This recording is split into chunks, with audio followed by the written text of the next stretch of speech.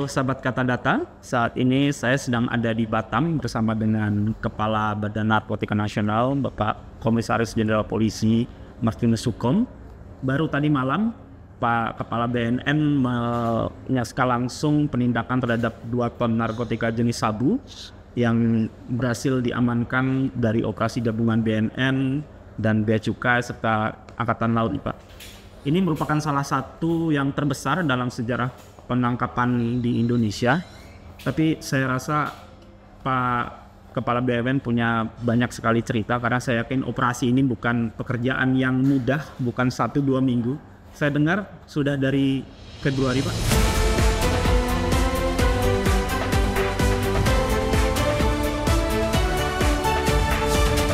Ketika saya ditugaskan menjadi Kepala BNN Republik Indonesia, saya melihat ada beberapa hal yang menjadi konsen saya. Yang pertama, saya melihat dari sisi geografis, kemudian melihat dari sisi budaya, sosial, ekonomi, dan lain-lain.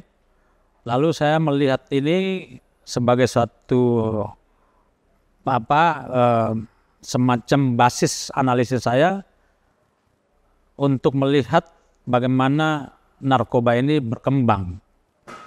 Maka dari aspek-aspek tadi saya jelaskan, saya membuat ada 6 strategi BNN bagaimana menghadapi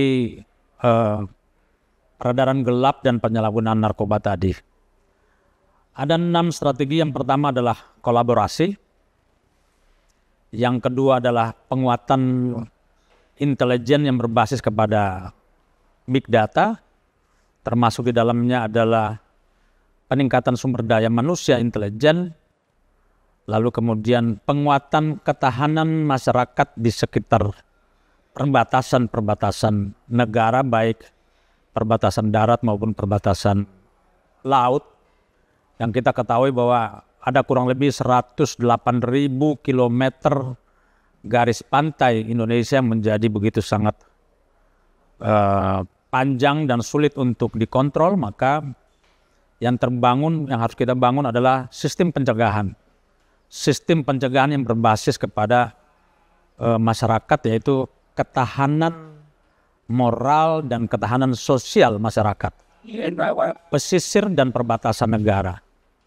Kemudian kerjasama dengan negara-negara yang berbatasan dengan kita, termasuk negara-negara yang di mana ada sumber atau di situ bercokol produsen narkoba seperti di Myanmar, di Amerika Latin, Afghanistan, dan lain-lain.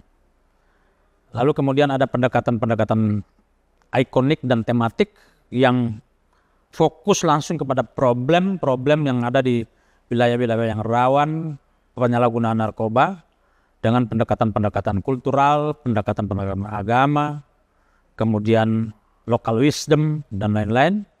Lalu yang terakhir adalah penguatan infrastruktur dan sumber daya manusia secara keseluruhan untuk membangun lembaga BNN yang lebih profesional dan mempunyai kapasitas yang unggul untuk menghadapi ancaman peredaran gelap narkoba tadi. Jadi berhubungan dengan pertanyaan tadi, operasi kita ini adalah perwujudan atau implementasi dari strategi itu.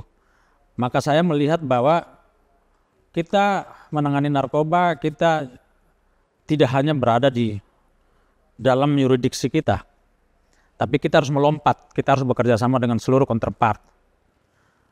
Dan kolaborasi menjadi sangat penting di sini. Maka kalau rekan-rekan lihat tadi mulai dari tadi malam, saya mengajak semua Polri, TNI, khususnya Angkatan Laut yang ada di sini, kemudian Bea Cukai. Artinya saya sedang mengimplementasikan strategi pertama saya, yaitu kolaborasi. Kenapa? Yang pertama adalah BNN tidak punya kapasitas untuk mengontrol laut. Dan yang kedua, semakin banyak kita membangun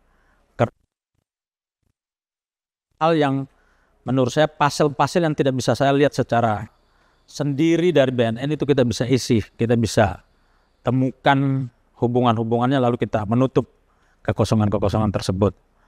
Nah, operasi yang hari ini kita lakukan adalah bukan saja kolaborasi, tapi juga adalah kerjasama antar negara. Jadi beberapa bulan yang lalu ada penangkapan yang terjadi di Thailand, dan ternyata penangkapan itu terhubung dengan elemen-elemen yang ada di sini. Lalu kita berikan informasi, kita lakukan analisa secara mendalam, dan kita ibarat kita sedang menyusun puzzle yang ada di negara tetangga kita dan puzzle yang ada di sini. Ternyata setelah kita satukan dalam satu bingkai yang untuk melihat mapnya secara utuh, puzzle itu ternyata saling mengunci. Akhirnya kita tahu kita sudah punya target, dan itu kita mengikuti, melihat perkembangan, termasuk bagaimana kita melakukan operasi-operasi imbangan, operasi di perairan dengan kapal-kapal kecil, kemudian operasi antar pulau yang kita lakukan hari ini. Sampai hari ini kita selalu terus melakukan operasi.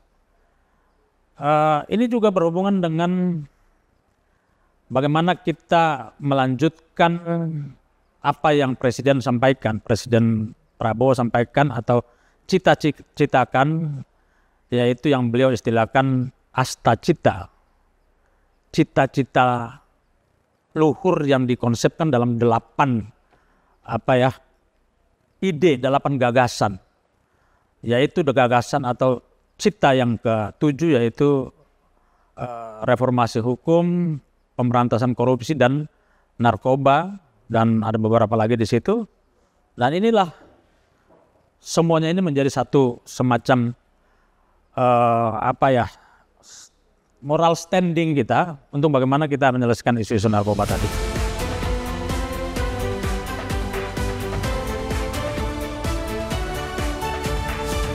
Melihat ada aspek-aspek yang berhubungan, isu-isu strategis yang berhubungan dengan narkoba, yaitu adalah geografis, di mana Indonesia itu terdiri dari 17.504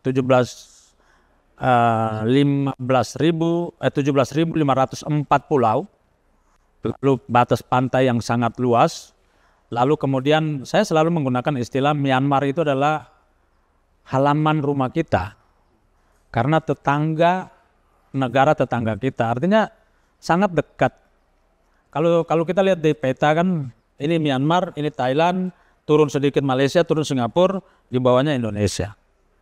Nah, ada hal-hal yang menjadi semacam, kalau para bisnis membaca peluang-peluang, maka perbatasan-perbatasan negara itu menjadi peluang yang bisa dijadikan sebagai penguat untuk melakukan satu bisnis, karena kedekatan negara, kemudian ada juga namanya persamaan kultur. Ini juga menjadi peluang. Nah, masalahnya ini dibaca oleh para bandar tersebut, para produsen yang ada di Myanmar sana. Maka dia melihat menggunakan persamaan kultur di perbatasan-perbatasan ini. Maka pertanyaannya, apakah Malaka itu menjadi daerah yang rawan? Jawabannya yes, sudah pasti. Dan sebagian besar yang kita tangkap hari ini, dari situ, dari Malaka. Maka saya minta penguatan ketahanan masyarakat pesisir untuk menyatakan tidak terhadap rayuan para bandar ini untuk menjadikan masyarakat kita menjadi bandar-bandar narkoba atau kurir-kurir untuk mengambil narkoba dari seberang dibawa masuk ke Indonesia.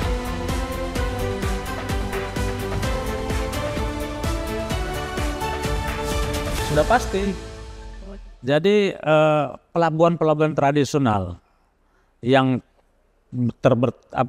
tersebar mulai dari ujung Pulau W sampai ke wilayah Lampung, itu adalah titik-titik yang menjadi pintu-pintu masuk yang tidak bisa kita kontrol secara dengan sistem keamanan kita yang secara tradisional. dengan menggunakan pendekatan patroli, kemudian pendekatan ya sistem jaga dan lain. Maka satu-satunya cara untuk mengamankan negara ini cuma satu, membangun ketahanan masyarakat. Kesadaran moral masyarakat, bagaimana mereka melihat, pertama bahwa mereka harus melihat bahwa narkoba itu ancaman kemanusiaan yang melemahkan sumber daya manusia Indonesia, warga negara kita. Yang kedua, narkoba ini adalah bagian dari upaya pelemahan, bukan saja sumber daya manusia, tapi pada akhirnya juga melemahkan negara. Karena kita tahu ada satu fenomena dunia yang hari ini telah menjadi sejarah, bahwa ada perang candu namanya. Kita tidak sadar bahwa ini bukan akibat dari satu desain, tapi paling tidak begini, bukan merupakan satu desain negara, aktor negara, tapi merupakan secara tidak langsung kita sedang ada dalam proses pelemahan sumber daya manusia kita secara sistemik. Kita tidak sadar itu. Mungkin ini kalau kita lihat hanya sebuah bisnis, tapi kalau kita mengangkat lebih mendalam lagi, kita tidak sadar kita sedang dilemahkan. Sumber daya manusia kita sedang dilemahkan.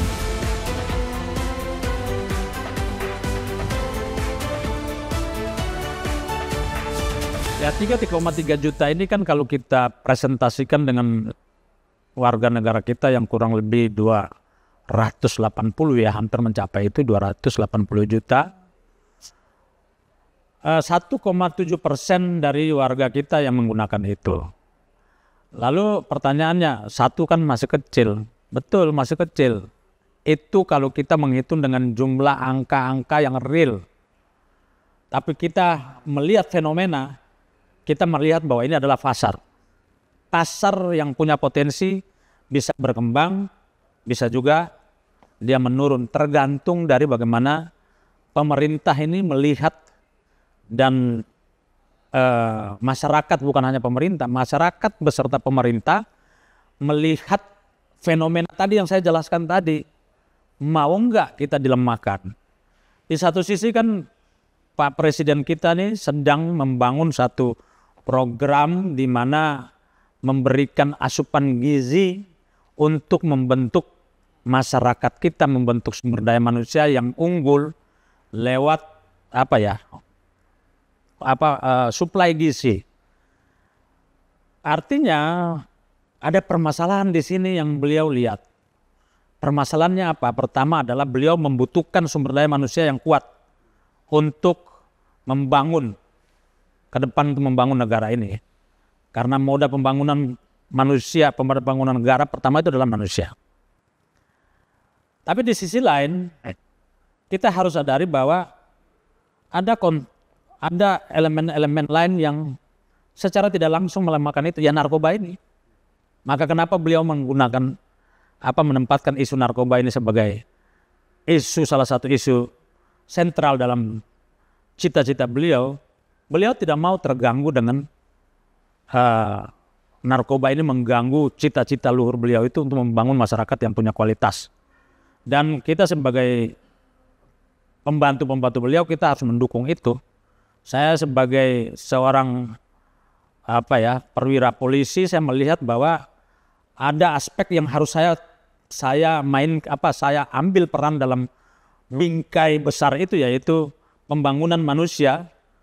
Dan domain saya adalah mencegah obstacle yang mencoba untuk merongrong pembangunan manusia itu, lewat bagaimana kita menghantam para bandar ini supaya mereka tidak memanfaatkan warga-warga kita ini untuk kepentingan mereka, untuk bisnis mereka, tapi secara langsung melemahkan sumber daya manusia yang sebenarnya harus kita kuatkan.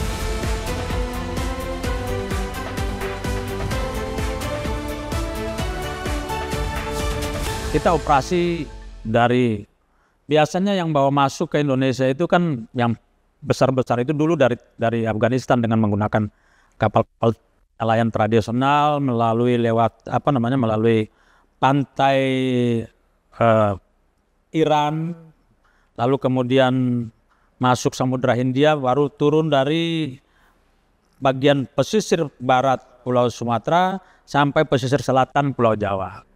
Kita dulu menangkap paling 1 ton, 1,5 ton, 1,3. Saya memang terlibat dalam operasi narkoba ini dari 2010 ketika saya menjadi ahli intelijen BNN, yang pada saat itu kepala BNN-nya adalah Komisaris Jenderal Polisi Goris Mere. Jadi saya sudah terbiasa dengan operasi-operasi ini, dan kemudian banyak data-data yang pernah diungkap dengan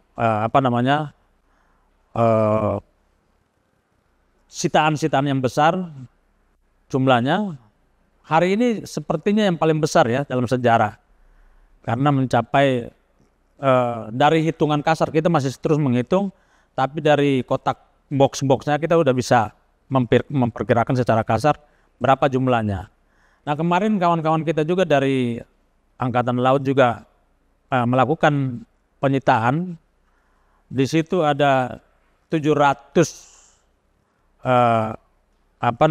amfetamin atau sabu 700 kg, dan sisanya itu ketamin dari hasil analisis laboratorium forensik kita. Jadi kalau bicara besarnya dan biayanya ya hari ini, ya operasi gabungan inilah yang paling besar. Karena kalau dihitung harga pasar yang hari ini kurang lebih 2,5 miliar per kilo, kalau dikalikan dengan 2.000 kilo, artinya kita sedang menggagalkan uang yang beredar untuk narkoba kurang lebih 5 triliun. Oh, 5 triliun. Ya. Sangat besar sekali itu ya Pak. Wow, itu 2 kali besar anggarannya BNN per tahun.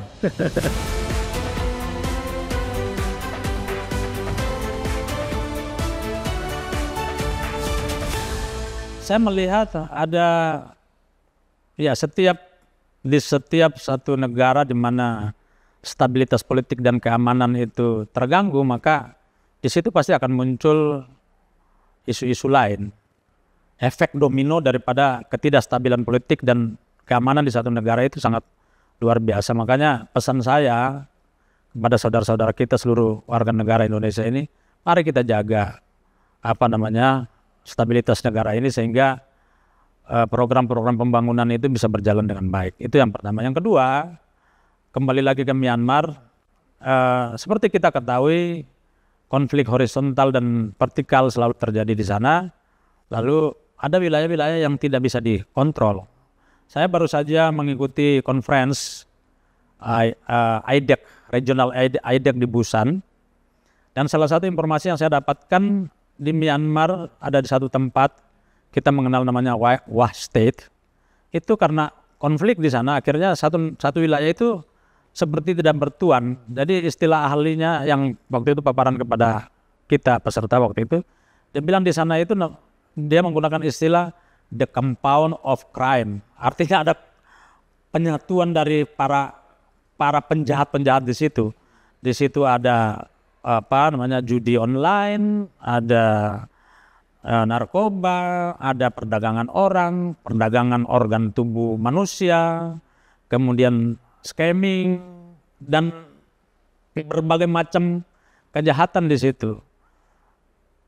Artinya ini sangat dekat sekali dengan negara kita.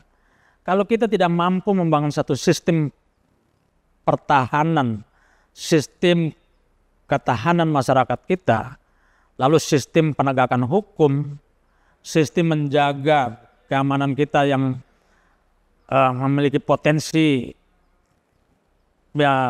garis pantai yang begitu panjang, ya kita akan dibanjiri oleh kejahatan-kejahatan transnational crime ini. Maka hari ini saya dan tim terus bekerja 1x24 jam. Betul, ini kita kerja 1x24 jam. Kalau nanti lihat kemarin sebelum saya datang ke sini kita menangkap ada aliran barang dari Aceh masuk. 1 minggu lalu kami tangkap truk, ada 3 truk berisi narkoba semua. Kemudian dekat pada saat itu juga kita menangkap di laut di daerah Lok Semawe sana. Hari ini anggota saya sedang menyebar dan saya sampaikan kalian sudah menjadi aparat negara yang disumpah dan dibiayai oleh negara, dibiayai oleh rakyat. Mari kita coba dengan penuh kesadaran kita jaga saudara-saudara kita dari ancaman-ancaman kejahatan transnasional.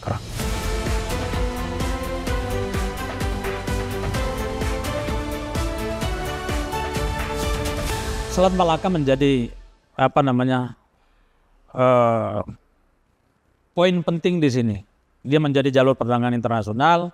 Kapal lewat dari sini menuju ke Laut Cina Selatan, naik ke Thailand dan lain-lain. Tapi dengan membawa yang banyak ini, yang pertama gini, kita ini kan sedang proses penyelidikan untuk mendapatkan kemana barang ini dibawa. Yang kedua, kita sudah paham betul ini siapa pelakunya. Sejak awal kita udah tahu siapa yang ada dalam kapal itu. Karena kita dari analisa kita udah tahu. Maka kita tidak kaget pada saat kita tangkap ada warga negara Indonesia di situ. Yang pertama kita menyelamatkan warga kita jangan sampai ditangkap oleh orang lain. Itu tujuan pertama kita. Yang kedua, ketika mereka lewat Laut Cina Selatan, naik. Tadi saya baru bicara tentang Malaysia ya, Malaka, Selat Malaka. Ada daerah rawan lain yaitu batas darat antara Kalimantan dan Kalimantan Utara. Kalimantan Barat, Kalimantan Utara. Jadi barang-barang yang datang dari laut Kalimantan Utara itu akan masuk terus ke dalam sampai ke Kalimantan dan dibawa ke Jawa. Bahkan kita sudah pernah mengungkap dari Kalimantan Utara masuk lewat Entikong masuk ke Pontianak ke Jawa, Madura. Itu jalur itu, iya. Jadi segala cara kita tidak mau tahu ini barang ini pokoknya lewat sini ada orang Indonesia, pasti ada hubungannya dengan Indonesia. Secara intelijen kita harus mampu menganalisa itu. Lalu kemudian setelah kita lakukan analisa, ada hubungan komunikasi, ada hubungan networking antara Thailand dan Indonesia. Artinya ini tinggal mereka kali ini mungkin masuk ke Indonesia, besok kalau lolos lagi mereka masuk ke Filipina, lusa lagi masuk ke Brunei. Jadi kita melakukan pencegahan bukan bicara kemana mereka menjual, tapi apa yang mereka rusakin. Saya mengangkat isu kemanusiaan menjadi isu tertinggi di sini. Bukan sekedar penegakan hukum, tapi penegakan hukum itu pasti tujuannya adalah kemanusiaan. Manusia menjadi moral tertinggi di sini.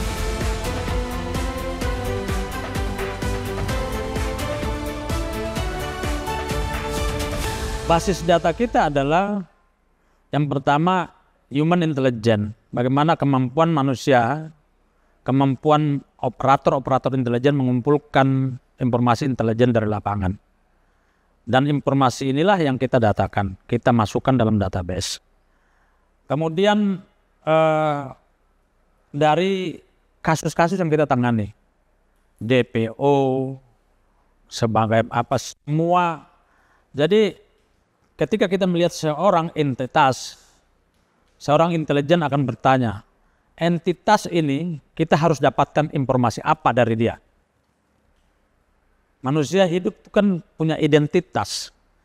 Identitas yang di dalamnya diikuti oleh segala macam jejaring-jejaring. Lalu itulah yang akan kita lihat. Intelijen bekerja seperti itu. Jadi kalau intelijen bekerja maksimal, maka tidak ada alasan bahwa kita tidak bisa mengungkap perkara.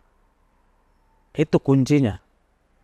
Maka kemarin waktu Pak Presiden kita ini Pak Prabowo bilang untuk mengungkap narkoba, untuk mengungkap penyelundupan, untuk mengungkap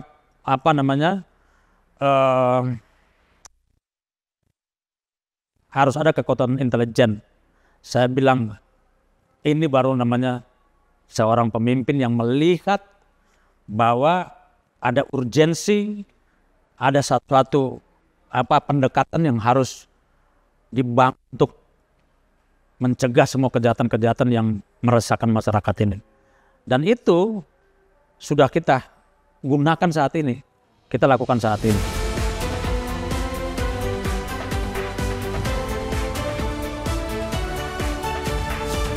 Pada prinsipnya intelijen itu kan dia bekerja sebelum, saat, dan sesudah suatu fenomena. Lalu kemudian dihubungkan dengan dua tempat atau dua wilayah operasi saya sebelumnya, itu Densus 88 dan narkotika. Saya melihat ada kesamaan perspektif pada hal-hal tertentu. Contohnya seperti narkoba, kita berhadapan dengan organized transnational crime. Teroris kita juga kita menghadapi hal yang sama. Perbedaannya adalah ketika kita menghadapi teroris, kita menghadapi pemikiran, gagasan, ideologi. Tapi ketika kita menghadapi narkoba, kita berhadapan dengan orang-orang yang sedang berada di need-nya itu adalah perut, makanan. Sehingga dalam rangka melakukan pencegahan atau pemberantasan, ya modalnya sama. Bagaimana kita mampu melihat fenomena-fenomena kejahatan organized crime ini, bagaimana pola pergerakannya, bagaimana struktur kejahatannya, modus-modus operandinya sama saja. Pada prinsipnya satu organisasi kejahatan itu ada elemen-elemen penguatnya. Itulah yang harus kita potong, kita gunting semuanya untuk melemahkan struktur itu. Energi yang menguatkan itu kita potong semua lewat berbagai macam operasi, termasuk operasi intelijen. Intelijen dalam hal ini bukan intelijen strategis yang ada sabotase dan lain-lain, tidak.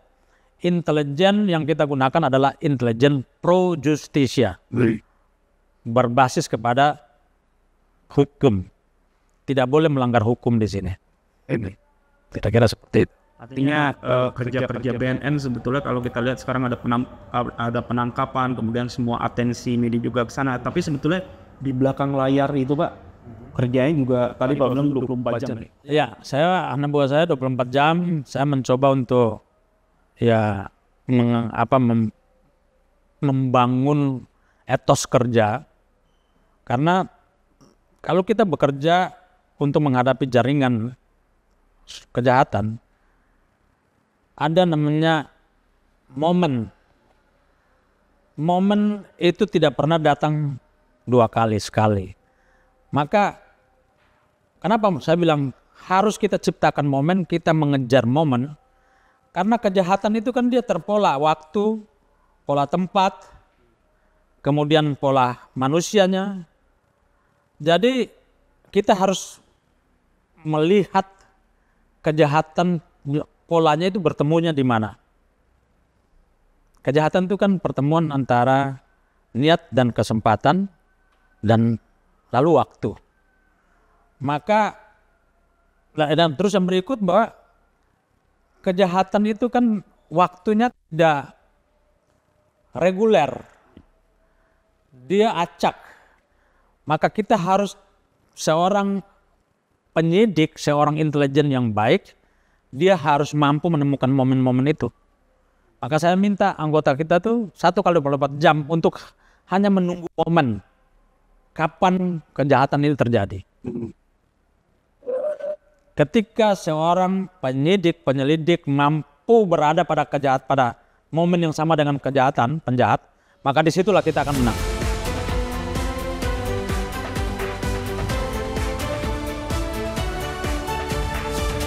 Semua pendekatan yang diamanatkan oleh undang-undang kita harus laksanakan.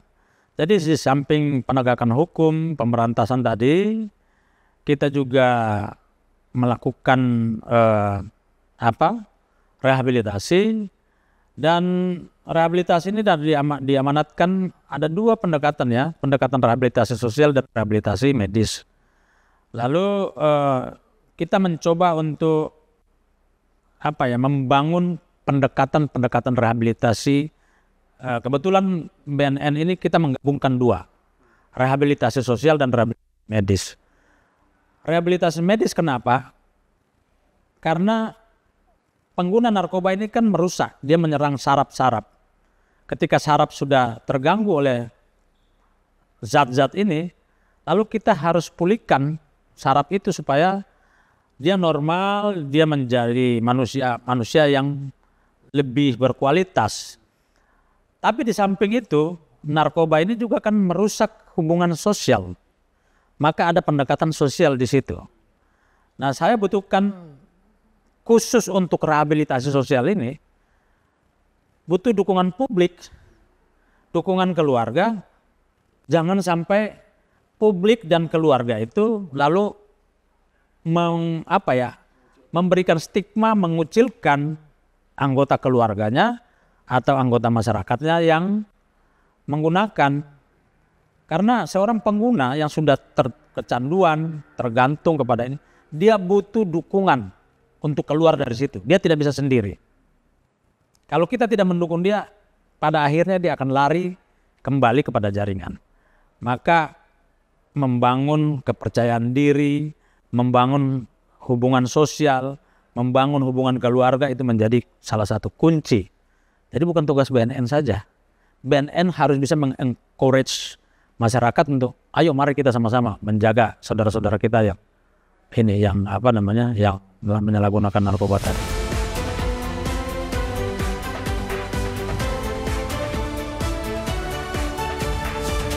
Judol itu teman akrabnya narkoba.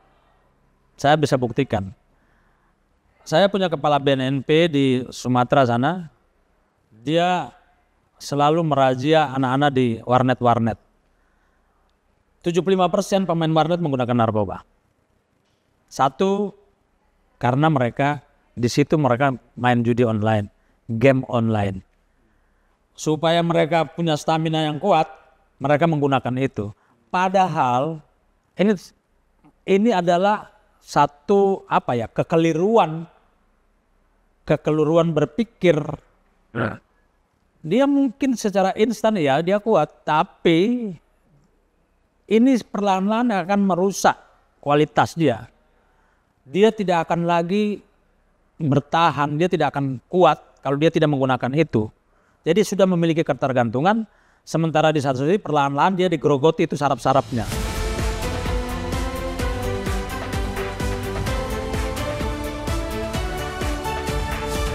Ya, yang pertama tanggal 26 Juni adalah Hari Anti Narkoba Internasional.